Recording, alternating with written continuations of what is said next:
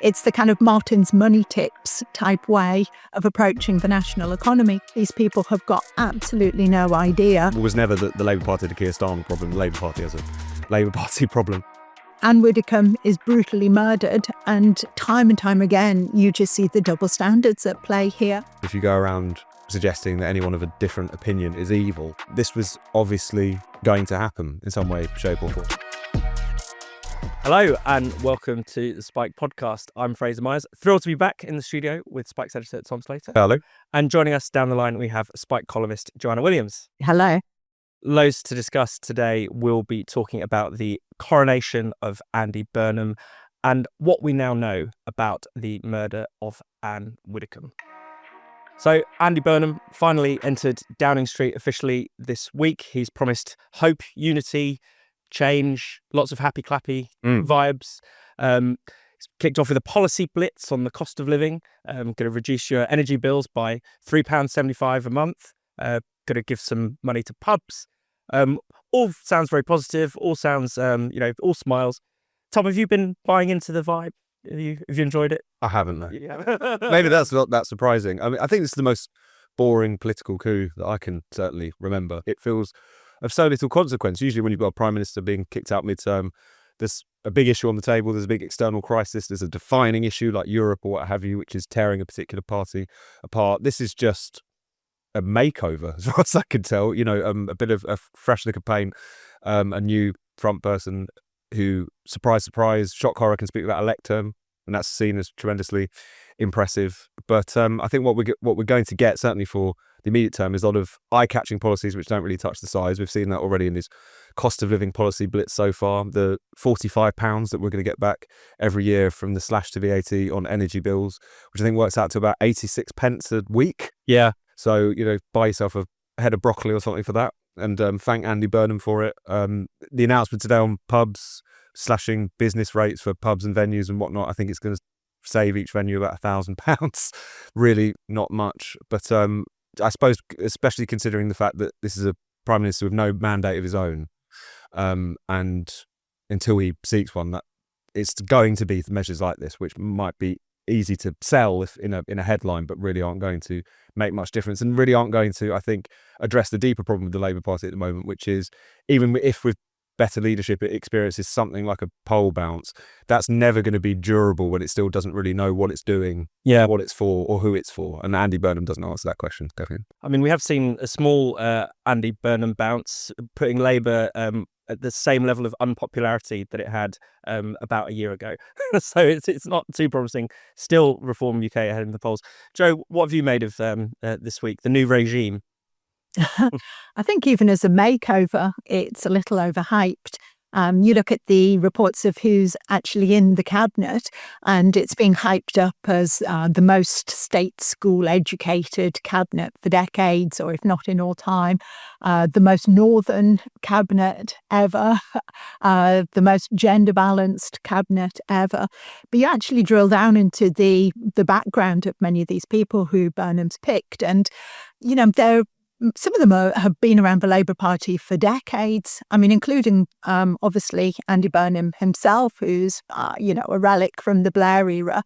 But you've got relics from the Blair era who've been there throughout the whole kind of Corbyn era, through Starmer, just Labour Party lifers, essentially. I mean, if Yvette Cooper hasn't been able to help turn Britain around in the past 3 or 4 decades, what hope have we got for her being able to turn the NHS round in the next couple of years? I think it's just incredibly uninspiring. And that is also reflected in the points Tom's making about these kind of small-scale tinkering bits. I mean, they're the kind of things that you might do with your family budget. It's the kind of Martin's money tips type way of approaching the national economy. But £1 off your bus fare, maybe you, like say, you'll be able to buy yourself an extra Mars bar at the end of the week. But it just shows that these people have got absolutely no idea about turning around the problems we're facing as a country. No idea whatsoever. Yeah, and the choice of Chancellor John Healey, former Brownite, seen as a kind of safe pair of hands. clearly they don't want to upset the markets. That was a big consideration when sacking Rachel Reeves. Lots of people worried that Andy Burnham's going to go on a borrowing splurge, but it does feel like he wouldn't have the mandate for such a thing. And the choice of Chancellor suggests he wouldn't. Choice of Home Secretary may be a bit more interesting, because there was a lot of rumours that Shabana Mahmood would be sacked, that her reforms to indefinite leave to remain would be parked, to appease the sort of caring side of the Labour Party, to the side that believes that everyone should be entitled to welfare benefits. I mean, Andy Burnham himself said that migrants should be allowed to claim benefits from day one, which I think is not a pledge that's going to survive contact with political reality. But what have you made of some of the picks, Tom? Well, some of the striking ones are ones that have probably been discussed a little bit less. There was some level of excitement, is probably too strong a word for it, but the fact that Ed Miliband was no longer in the energy security and net zero brief, the most contradictory job title in government. So there was some kind of wry smiles. He'll be in the Foreign Office, but he can't really do too much damage there. Not least because it seems like his role is going to be slightly diminished if the reporting is to be believed. But his replacement, in the form of Miatta Fahnbulleh, formerly of the New Economics Foundation and a bit of a protege of Ed Miliband, is even more extreme. As far as I can tell, certainly what she's been on the record as saying, I think has said that she said that we should go full net zero by about 2033 or 2034. The New Economics Foundation, to those who are blissfully unaware of it, is this essentially now sort of almost Corbynista-like economics think tank, but as its kind of history with the Green Party. They constantly accusing Zach Belansky of stealing all of their ideas, although, as Chris Snowden pointed out in his piece for Spike this week, it's kind of the point of a think tank, for politicians to steal your ideas. But explicitly against economic growth. They used to hand out climate rationing books where you would, get brownie points for having fewer showers a week and whatnot. I mean, this is the really kind of the hair shirt brigade. No sense about, just absolutely kind of no priority given to ordinary people, their living standards. It's all about the planet. So her in that post, I think, is quite striking. And also some of the appointments within government itself. There have been various figures from Hope Not Hate who seems to have worked their way into Downing Street, including the new chief of political strategy, which I think is a very alarming development. I mean, this is the organisation that was going around referring to even quite mainstream conservatives like Miriam Cates or Jacob Rees-Mogg or Ian Duncan Smith as some kind of, poisonous threat to British public life, and who recently, although this not to get onto our topic that we can discuss a little bit later, had to take down their page that they had on Ann Widdecombe, because obviously that looked terrible in light of what awful fate she suffered. So I think there's that sense in which the Labour Party now is kind of, is it drastically different from where it was a few weeks ago? Absolutely not. But it's a reminder of the kind of people, the kind of that combination of the activist class, the blob, as well as just the old fixtures of Labour politics who are running the show, and they're all as clueless or as destructive as each other, I think. Yeah, absolutely. Yeah, all of the new blood is still from the same kind of background, still from the same blob set.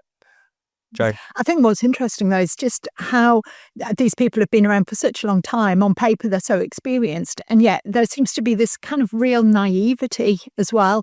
The sense that Burnham gives off, that he can kind of be all things to all people. I don't mean in the way that commentators are coming out with this question of like, the only question they seem to be able to ask is, well, how is this funded? How is this funded? Like there's some kind of stuck record. But this idea that Burnham can kind of waltz into Downing Street saying, I'm now going to instruct my team to end homelessness. And is it that's all it takes, him going out there and issuing that instruction, and lo and behold, the homelessness crisis will be solved, or, as if he can kind of increase the capacity to drill North Sea oil and introduce net zero at the same time. And there's no seeming contradiction between these two things. And it just everything that's said seems to suggest that this is going to come a real cropper. There doesn't seem to be any kind of positive outcome. It feels almost like we're watching a slow motion car crash that's going to play out in front of our eyes. But it's a question of how long will it take for this to actually culminate. Yeah, and it does seem as if prime ministers these days get a shorter and shorter honeymoon. Each one becomes more unpopular than the last, and it would take quite a lot. And I think a lot of things that we haven't seen Burnham being capable of to actually turn things around and actually, there's a lot of questioning, is he going to call an election sooner rather than later? Because it does feel as if this is going to be the height of his powers and popularity, and actually all he's offering is £2 bus fares. Yeah, no, I talk about sort of crumbs from the table. It certainly feels like that at the moment. And on some of the big issues that have been roiling our politics for some time, migration, for instance, Shabana Mahmood is about as good as it gets on the migration issue in terms of the Labour Party. So her still being in post is relatively sensible. But again, I think if anything, we're going to see a softening of that position, particularly around indefinite leave to remain. But who knows, maybe on other questions as well, not least because that policy and those policies are so unpopular with the backbenchers. And part of the reason they put Andy Burnham there is because they want a government which reflects what they call Labour values, which seems to mean infinity migration, infinity welfare, and just virtue signalling, even if it doesn't make sense and even if the public don't want it. So all of that could be subject to change. The energy question, as you were talking about there, Joe, not actually lifting the ban on new oil and gas licenses, but just by sheer force of will, speeding up the projects that we already have. I mean, I think we're just going to see this sort of triangulation on a lot of the big issues, sort of superficial nod to people's concerns or to the need for cheaper energy or the need to exploit our oil and gas reserves or what have you. But generally speaking, the direction of travel remains the same. And I think the direction of travel on some of those big questions will remain the same, even if Andy Burnham does go to the country, does call an election, does set out a different set of more soft left, if that even means anything, policies, and actually getting a mandate for it. Still, on some of the big crucial and consequential political issues at the time, it's just going to be more of the same, and we all know that. Just like a little bit, the window dressing and the sales pitch will be a little bit different. Absolutely, and Joe, we've said this many times before. Of course, we're all pleased to see the back of Starmer, but the real problem is the Labour Party itself. Whoever is at the top, it's the members of the party, it's the activists, it's the MPs, the ministers. They're the ones who are going to cause trouble for even a more sensible kind of leader, even for someone who seems to have his head screwed on a bit more. Absolutely. And you get the sense that Burnham is actually aware of that, which is why he is so hesitant to subject himself to any kind of scrutiny whatsoever. He seems utterly delighted by the fact that Parliament will now be on recess till September. Then we'll be into the national party conferences. So really, it's going to be getting on for October before he faces any scrutiny in Parliament. When you look at the choice of journalists, if you can even use that word about Gary Lineker, or the people on Reddit who he's chosen to answer questions from, this is incredibly anti-democratic, and it's a real bid to avoid scrutiny and accountability for as long as possible. And it's almost as if that is his survival strategy. It's certainly in the short term. He's aware that there's these a discontent brewing on the backbenchers, that as soon as he says anything at all remotely kind of positive statement in any direction, there will be people from either faction of the party who complain about it, who have issues with it. And so his best course of action is simply to avoid Parliament and avoid scrutiny. But there's only so long that you're going to be able to carry on doing that for. It just seems to me that the whole of the Labour Party is really a busted flush, and the quicker we can get the whole lot of them out, the better. Absolutely. No, I completely agree. I think it was never the Labour Party had a Keir Starmer problem. The Labour Party has a Labour Party problem. And I think particularly, although a lot of these fine distinctions might pass a lot of us by, the fact that the country is now being run by what we now call the soft left, I think is particularly disastrous because of the fact that, for my money, it's the most sort of idea-light, vibes-based section of politics. It really does seem to essentially map onto the caricature of sort of left-wing progressive-minded people, which is that to be on the left is to be a good person. That all sorts of issues, whether it's homelessness or what have you, is purely a question of political will and public funding. That the things couldn't potentially be knottier than that, which is why Burnham found it so difficult to end homelessness in Manchester, which he pledged to do and failed to do, obviously. This sort of sense of, again, with something like the welfare question, which we've talked a lot about on this podcast, purely because that is what a good right-thinking person does, is wanting to look after the most vulnerable.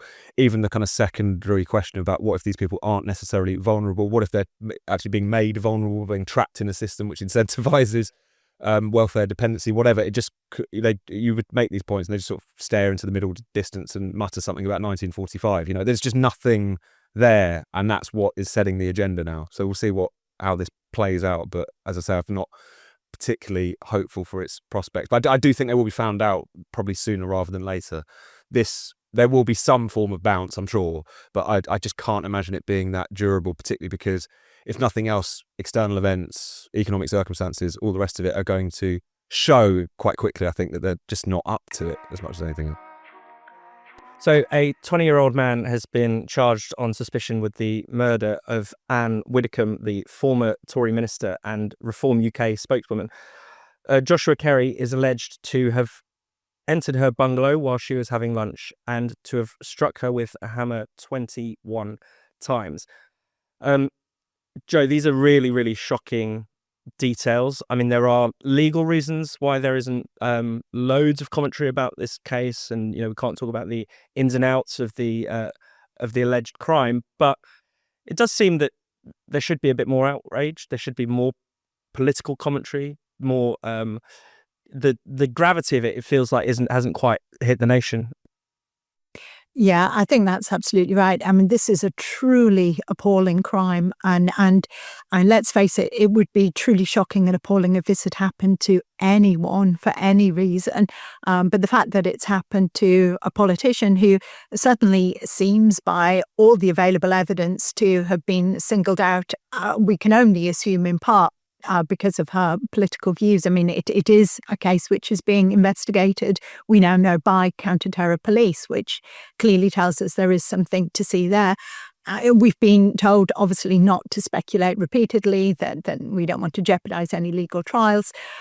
I mean, those things are important, obviously, but what's interesting is how time and time again you just see the double standards at play here. There was an incident just this weekend that had Keir Starmer, Shabana Mahmood taking to Twitter to proclaim that there was a thwarted terrorist attack against a Muslim festival that had been stopped, saving dozens of lives, they claimed. It turns out it was just some people flying a drone. And yet the same kind of instruction not to speculate clearly did not occur, though they were able to speculate within minutes of news breaking of this suspected attack. You can't have a don't speculate rule which applies to just offences that might be carried out by left-wing terrorists, but not by other forms of terrorism. Yeah, that's absolutely right. I mean, can you imagine if, no one would have said, don't speculate in the wake of, say, the Joe Cox killing? I mean, that happened in the middle of a national referendum, and it was heavily implied that one side were somehow to blame for it, even before, any of the facts had really come to light. I mean, it is just extraordinary. Yeah, and it was explicit in the wake of Joe Cox's murder. I mean, Polly Toynbee was writing columns essentially pinning it on the Leave campaign. I mean, she said that Vote Leave, I think, if I remember the quote correctly, had lifted several stones, and essentially the cockroaches were crawling out. And this was really explicitly said on the radio. And it's so clear that you are allowed to speculate in the wake of horrific crimes like this, as long as you speculate in the right direction. I mean, even all of the commentary about, it's probably just a burglary gone wrong. The game was not sort of cracked down upon in the same way that has happened since then. And I think as we learn more, first of all, the full horrific details of the murder itself, I mean, 21 times is something which will really kind of stick in our national memory, I think, just the horror of that murder. But also the fact that the reason, the information that we're getting now is that this was captured on a home CCTV, which again raises a lot of questions about what did the police know and when, and why weren't they more forthcoming with some of these details. I mean, it couldn't have taken them long to get hold of this footage to work out what had happened.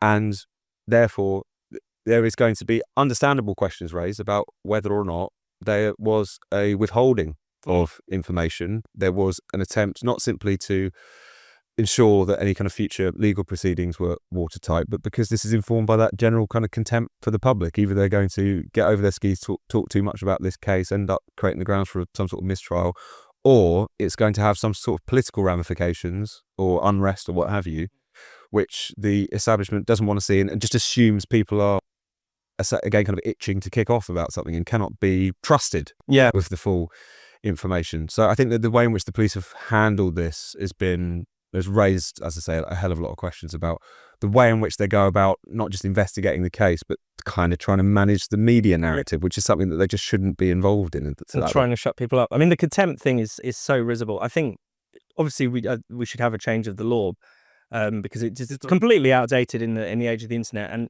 in the US, people are able to write commentary on ongoing trials. It clearly doesn't prejudice the case. You're always able to find a jury who haven't followed the news. It's not that difficult to do. But it does feel as if, this is more of an excuse than anything. I'm not convinced that everyone who's saying don't speculate is really au fait with the exact rules and is an expert in media law. It is about contempt. It's contempt of the public. Absolutely. Contempt of court, it seems to be the upshot. The only thing I would add to that is I think Tom's absolutely right. What's incredibly concerning is that when things like this happen, the reaction of the police and the political class more broadly is to silence the public, to quell potential disturbances or the disturbances that exist more in their kind of fevered imagination than reality. But those concerns are bigger than to actually seem to be bigger than actually tracking down the perpetrator of the crime. Ann Widdecombe is brutally murdered, and police are rushing out statements telling us not to speculate. Personally, I would rather they just spent their time tracking down who exactly had committed this horrible crime rather than issuing those statements. Yeah, absolutely. And I mean, is it fair to say that we're seeing something of a trend? I mean, we don't yet know the motives of the suspect in this case, but it does feel as if there's been a rise in political violence from the left. I mean, the case that it brought to mind for me, although they're very different people, is the Charlie Kirk, someone who we know absolutely was murdered for his beliefs, for expressing himself freely and forthrightly. Is any of us surprised that the intolerance on the left that we've been talking about for a long time has turned seemingly very violent and murderous? I mean, it's one of those things that certainly America has got an observable problem with kind of rising left-wing terrorism and extremism, something that people have written good journalism and good reports about. Are we there yet in this country? Maybe not, but you're just starting to see the sort of, again, the kind of shoots of it to a certain extent. And whilst obviously we can't talk about this particular case, just the way in which it feels like the culture war on that side of it has been turning violent for quite some time. The kind of natural consequence, if you go around suggesting that anyone of a different opinion isn't just wrong or, potentially not looking at the issue the right way, but is evil. Yeah. So the amount of time you go around saying that words are violence, at some point people are going to use violence against people who use words that they dislike. This was obviously going to happen in some way, shape or form. Even things like this kind of rise of direct action, a la Palestine Action, or this trans bashback group who've been making the news recently, just quite openly talking about attacking not just, I mean, it's quite clear that this isn't just about facilities and property as well. There's obviously the people have been caught in the crossfire of Palestine Action, to put it lightly. Yeah. So this is that the point at which intolerance becomes hysteria, becomes violence, does feel like something that we are potentially slipping into in a way that we have seen in America. And I suppose with Charlie Kirk as well, it's the reaction. Yeah. I mean, we talked about this last week, and there's no need to kind of trot through all the examples again, but the fact that someone is so brutally slain, someone in Ann Widdecombe's case of huge public prominence, same with Charlie Kirk, but the fact that it was actually captured on film and actually made its way around the internet instantly. The fact that the response was just that sort of giggling, nihilistic, who cares, they had it coming, I think is something which, whilst it obviously doesn't speak to the majority of people, is a genuine and sort of growing tendency where people have become so intolerant, they've ultimately become almost inhumane about people they disagree with, even at the point in which they're murdered. Yeah, absolutely. Well, thank you, Tom. Thank you, Joe. But that's not all from us. That's the end of the Spike podcast. But coming up, we have the Spike podcast Unlocked, exclusive for Spike supporters. So if you're not a Spike supporter, sign up now and you can watch the second half of this pod. Just go to spike-online.com/supporters. Thank you so much for watching the Spike podcast. We'll be back next week, so make sure you subscribe to the channel and click the bell so you never miss an episode. If you enjoyed the Spike podcast, then why not check out what else our channel has to offer, from our documentaries to our weekly interviews and podcasts like The Brendan O'Neill Show. And if you're a Spike supporter, you can watch the second half of this episode by logging in on the Spike website. If you're not yet a Spike supporter, then why not sign up now? You'll get unlimited access to the website, ad-free reading, discounted tickets to our events, and so much more. So become a Spike supporter today by going to spiked-online.com/support. That's spiked-online.com/support.